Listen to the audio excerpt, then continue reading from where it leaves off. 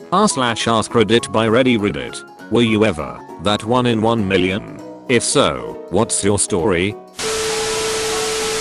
I'm a 19-year-old male. In August of last year, I was driving with my sister when suddenly her face turned cold. "Gavin, your eyes are yellow," I remember her saying. I quickly pulled down the passenger's mirror, and to my horror, 2 yellow eyes radiated back at me.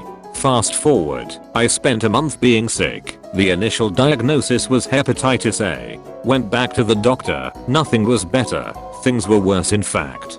Was sent to the ER, then to the liver transplant unit at UCSF. By this point my eyes had turned muddy orange, and my pee was the color of a mahogany tree. Anyways, the team of liver doctors at UCSF managed to save my liver. I was diagnosed with autoimmune hepatitis. Oh, and my eyes are white again.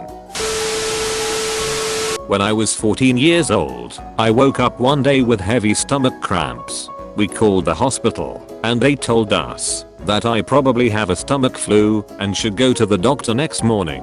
After one of the worst nights ever, vomiting and sleeping next to the toilet, we went to the doctor. I had a fever of 40°C and was aching a lot. The doctor told me I had to go to ER and have it checked out because she thought my appendix was inflamed and causing the pain. We went to the ER and I stayed in the hospital for about 2 weeks, but they couldn't find anything. They treated me with broad range antibiotics, and after 2 weeks I was feeling a bit better, and they told me to go home and recover. The night I got back from the hospital I went to bed and started hallucinating that I lived in a retirement home and that pirates were coming to steal our food. So I was flailing around trying to fend off pirates when my mother came in and asked what all the fuss was about. I told her what was going on, and she looked at me like I had summoned a devil. She took my temperature and she instantly took me to the ER again. I had a 41°C fever. When we went back to the hospital I got treated immediately for inflammation and they did a wide range of tests again. They saw that something in my body was inflamed, but they couldn't find it. I stayed in the hospital for about 2 more weeks when they finally found what was going on.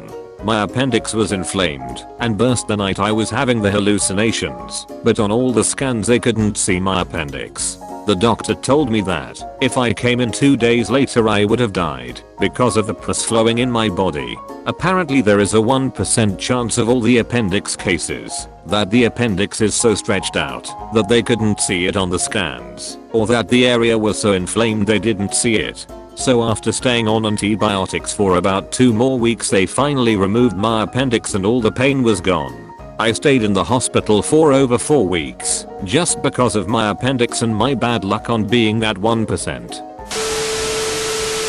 How I met my wife. I'm from the Netherlands. She is from the US. We met in Israel. It was my first weekend in Israel. Decided to go on a pub crawl to meet some people and have fun. As I'm buying the ticket my now wife walks up to the counter to also buy a ticket.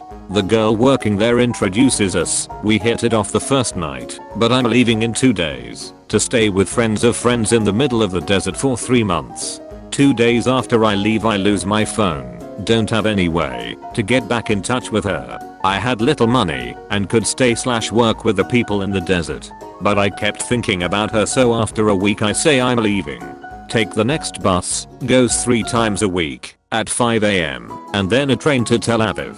I had no idea how to find her, where to stay, and very little money. I email a couple hostels to find a work/stay agreement. Those jobs are very popular and usually planned months in advance. I get an email back. When I arrive in Tel Aviv, I can come in for an interview because they have a spot. This is already ridiculously lucky. Right after the interview and dropping of my belongings, I went back to the first hostel to see if they would give me information. They wouldn't give me anything. Now I'm at a loss. Tel Aviv is a city of more than 500,000 people. I don't know anyone and have little more than the clothes on my back. Kind of defeated I start wandering around/exploring the city. After a couple hours I get hungry and decide to treat myself to a restaurant. I'm well out of the tourist area and find a place that's almost empty and rather cheap. I sit down, order a drink and something to eat. As I get my food I see my now wife walking past the restaurant. She sees me, I see her. I'm literally dumbstruck and just kind of grin and wave. Remember how I lost my phone? She didn't know that and just thought I ignored her. She waves and keeps walking. I throw like 200 shekels, way too much, in the table and sprint after her. Explained, and the rest is history. No sure about the odds on this one, but I survived a non-survivable plane crash. I was on an old PO2, famous for being very safe and uncrushable, on a tour of the desert in western China when I was like 7. My father's friend who hosted me and piloted the plane didn't survive, but somehow I got out with a concussion and apparently passed out for almost a day in the middle of the desert, in the wreckage of the crash, 50 kilometers from the town/airport. On the edge of the desert. The people who found me were some tree planters. They plant greens in the desert to protect towns from sandstorm. A lot of people live in these desert towns in China do this. Found me on their way picking up a shipment, and the only reason they looked was BC they were making a bet on how fast the egg would cook in the sand, and went off the road to test. Edit. First thing first, according to legends, 15 minutes. I never tested it though. So, according to my dads, the theory that I might have lived was because the plane was mostly made out of fabrics and wood. So when the plane crashed, the front half collapsed and took the majority of the impact. Though I got knocked out, I was probably covered under the wreckage and in the shades. It cooled me off enough to survive for a day or so. I slept wrong one night and pinched a nerve in my neck so severely I lost the right side of my body. It just went silent, like it wasn't there for months. I woke up in the worst pain I've ever experienced and couldn't talk, move or do anything. The ER doctor thought I was having a stroke. My doctor had never seen a case as severe as mine, and it was purely a freak accident. Recovery took months, but I have use of my leg and hand again, with some numbness. Other than pain and spasms, I'm mostly back to normal. I hate reading stuff like this. If you're not safe lying asleep on a mattress, where are you safe? If it makes you feel better, the chances of it happening are smaller than dying in a fire in your sleep. Had 11 centimeters benign tumors growing in my spine, resulting in gradual paralysis from my chest down. They had no idea how the tumors formed. Surgery took 11 hours when they thought it would take 4 because the tumors were so complexly woven throughout my spine. I now have pretty much half a spine in chronic pain, but I'd take that over losing my life from paralysis and being unable to breathe. Edit. Wow. Thank you for all the support. I didn't realize this was going to blow up as much as it did. If anyone has specific questions and wants to message me, feel free. I'm at your service. Thanks again for all the support and love. It made my day. I was struck by lightning while talking on a landline. This was in the early 90s. Lightning struck the telephone line and traveled through the handset to my ear. My parents drove me to the ER. I couldn't talk very well.